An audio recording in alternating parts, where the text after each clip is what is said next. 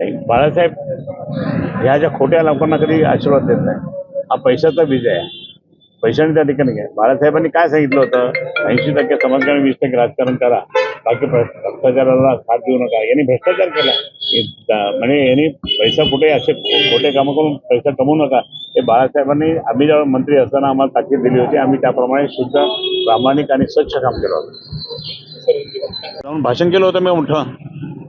तिथे मी भाषण केलं होतं की याला या ठिकाणी याचं पोरवल दिलं आणि ह्या परत आपली घराण्याशाही इथं लादणार.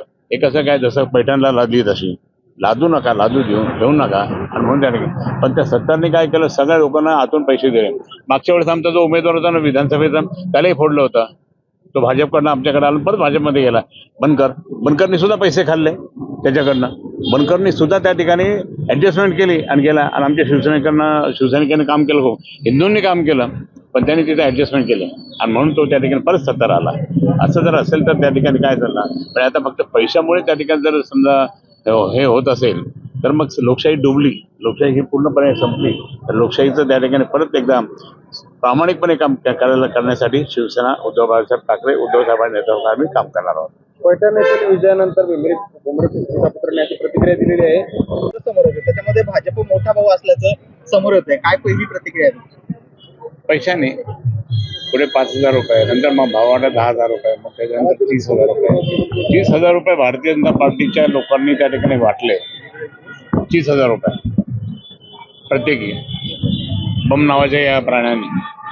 मग जर असं असेल, खुलताबाद सारख्या छोट्या नगरपालिकेमध्ये जर तुम्ही इतके वाटत असाल आणि परत गंगापूरला पण तसंच केलं, पण ते दोन्ही ठिकाणी त्याचा पराभव झाला बमचा.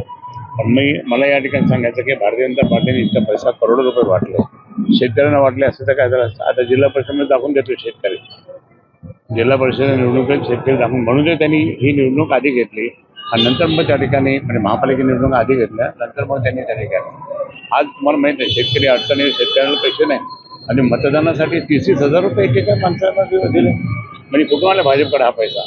तुमच्याकडे पैसा आला कोण? तुम्ही शेतकऱ्यांना देत नाही, तुम्ही हा पैसा वाढला. म्हणून हा विजय झाला त्यांचा. हा विजय पैशाचा विजय आहे. हा विजय त्या ठिकाणी प्रामाणिकपणाचा विजय नाही आहे. तुम्हाला स्पष्ट सांगतो. दुसरा प्रश्न तुम्ही एक सांगा की तुम्ही कुठे फिरले नाही. म्हणजे मी तर फिरलो. म्हणजे विरोधकांचं असं म्हणणं आहे मी फिरलो. देवेंद्र फडणवीस असो किंवा एकनाथ शिंदे आमचे उमेदवार त्या ठिकाणी यांनी पळून नेले. आमचे उमेदवार यांनी पळून नेले. जिथे आम्ही पॅनल केलं त्या पॅनल मधल्या अर्ध्या लोकांना रात्रीतून अजून त्यांनी पळून नेले. आता नेल्यानंतर किती उमेदवार राहिले एकेका ठिकाणी? कुठे 10, कुठे 5, कुठे 7, कुठे असे उमेदवार राहिले. त्याची ताकद यांनी हटकून त्या ठिकाणी पैशाचा जोर दाखवून कमी केली आणि म्हणून लोक फसले. आणि लोक फसले म्हणून त्या ठिकाणी आमचे पदाधिकारी सुद्धा कमी झाले.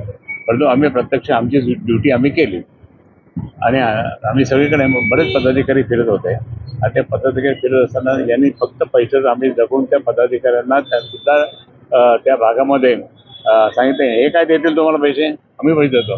ठीक आहे, शिवसेना, उद्धव बाळासाहेब ठाकरे गटाकडे पैसा नाही आहे. मुख्यमंत्री 2.5 वर्ष त्या ठिकाणी असताना सुद्धा मुख्यमंत्र्यांनी, उद्धव साहेबांनी एकही खातं आपल्याकडे ठेवलं नाही. ते सगळे खाते ह्या शिंदेला किंवा बाकी सगळ्यांना देऊन टाकले. शिंदेला हे 2 खाते दिल्यामुळे शिंदेनी जबरदस्त माल जमा केला आणि तो पैसा त्यांनी शिवसेना फोडण्याचं पाप केलं. मी या ठिकाणी हे सांगतो की भाजपचं तेच आहे. आणि मग ह्या दोघांनी आता मागे पुढे ते आहेच सगळ्यात जास्त. 1 नंबर भाजप आणि 2 नंबर शिंदेगड असं सांगितलं. ठीक आहे, आम्ही प्रामाणिकपणे आमचं जे येतील ते, नाही तर आमचं संघटन तर यामुळे मजबूत होईल. संघटन आमचं चांगलं होईल, मजबूत होईल. आणि म्हणून मला या ठिकाणी सांगितलं की आमचा पराभव नाही झाला, हा पैशाचा पराभव झालेला आहे. पैशाने दिलेला पराभव झाला.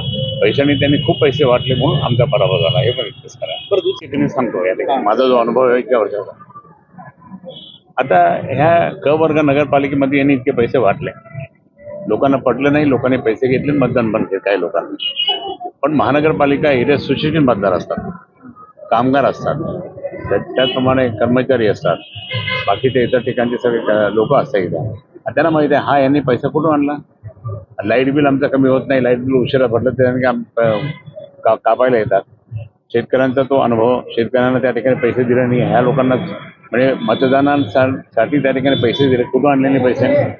आणि आज म्हणजे कोणालाही जे बेरोजगार तरुण आहे त्या बेरोजगार तरुणांना सुद्धा त्या ठिकाणी मदत केली नाही. हे सगळं पाहिलं तर शहरातला मतदार हा हुशार असतो आणि शहरातला मतदार त्या ठिकाणी त्यांच्या ह्याच्यात लागणार नाही. त्यांनी आणि काय होणार माहिती आहे का, आता समजा एका वार्डात एका प्रभागामध्ये 4 लोक असतात, म्हणजे 16 25 लोक त्या एकेका वार्डात असतील. आता सगळ्या पक्षाच्या ते सगळं पाहतील ना, समजा यांनी किती पैसे वाटले, यांनी किती पैसे वाटले, यांनी किती पैसे वाटले, आणि त्याच्यावर त्या ठिकाणी काही पण होऊ शकतं. म्हणजे सगळीकडे म्हणजे इतके प्रत्येकाची सिक्युरिटी, प्रत्येकाची त्या ठिकाणी CID गिरी असते, आपले आपले त्या ठिकाणी लोक असतात. आणि म्हणून समजा आता यांनी जर पैसे वाटले तर हा पाहिल, यांनी कुठे पैसे वाटले मग तो पाहिल. सगळे सतर्क राहतील. आता ह्या निवडणुकीमध्ये, महापालिका निवडणुकीमध्ये सगळे सतर्क राहतील.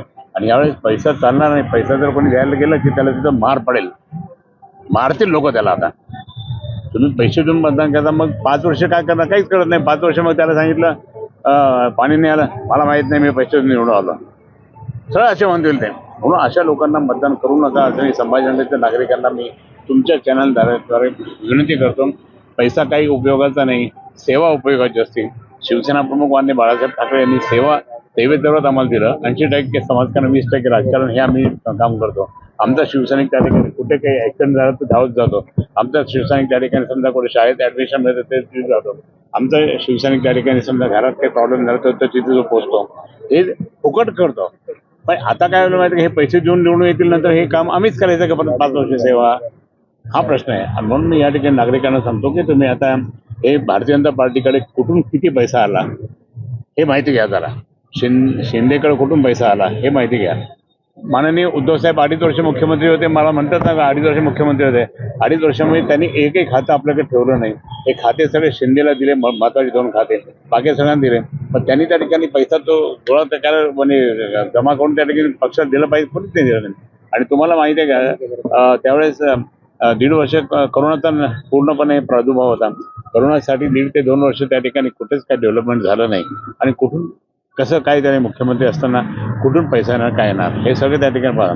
आज आमच्या शिवसेना उद्धव बाळासाहेब ठाकरेकडे पैसा नाही आहे म्हणून आमचे उमेदवार आले नसतील. परंतु आता ही जिद्द कार्यकर्त्यांमध्ये इतकी निर्माण झाली, असं पैशामुळे आम्ही येत नाही ना, पाहतो आम्ही संघटन मजबूत करून त्या ठिकाणी दाखवू, ही भूमिका त्या ठिकाणी. शेवटचा प्रश्न असा आहे की संदीपान भुमरे जे तुमचे जुने सहकारी आहेत आणि अब्दुल सत्तार आता शत्रू आहे. दोघेही शत्रू आहे दोघांनी माझे. बालेकिल्ला साबित ठेवलाय.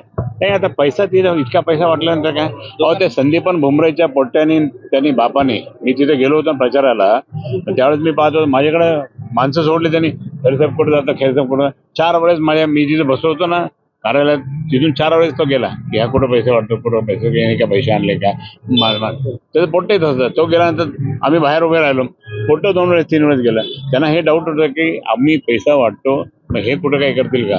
परंतु मी या ठिकाणी स्पष्टपणे सांगतो की त्यांनी जो पैसा वाटला तो पैसा कुठला आहे, दारूचा पैसा आहे. हा पैसा कुठला आहे, जमिनीचे लफडे केलेला पैसा आहे. हा पैसा कुठला आहे, पंप बिम काय सगळं घेतलं तिथला पैसा. 2 नंबरचा पैसा त्याने वाटला. नागरिकांनी 2 नंबरचा पैसा, पैशांच्या सुविधा नागरिकांनी घेतला. पण हे काही त्याचा विषय नाही, हा विषय बिलकुल नाही आहे. म्हणून मी या ठिकाणी सांगतो की अशा माणसांना, त्या ठिकाणी दारूवाल्याला माणसाकडनं पैसे घेऊन, हरामाचे पैसे घेऊन, दारूचे पैसे घेऊन त्या ठिकाणी आपण मतदान करतो, हे योग्य नाही. सत्तार